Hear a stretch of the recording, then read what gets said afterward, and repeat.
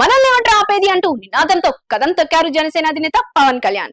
ఆంధ్రప్రదేశ్ సార్వత్రిక ఎన్నికల్లో కూటమితో కలిసి తన సత్తా చాటారు.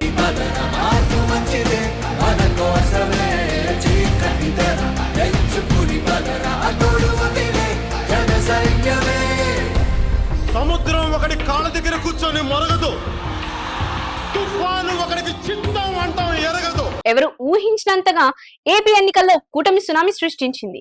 అయితే ఈ విజయం వెనుక ఉన్నది మాత్రం ఖచ్చితంగా జనసేన అధినేత పవన్ కళ్యాణ్ అనే చెప్పాలి. పవన్ వల్ల ఇదంతా సాధ్యమైంది అనేది ఎవరు కాదనలేదనేది నిజం. అసలు మూడు పార్టీల మధ్య పొత్తు ఉంటుందా అన్న అనుమానాలు రేకెత్తాయి.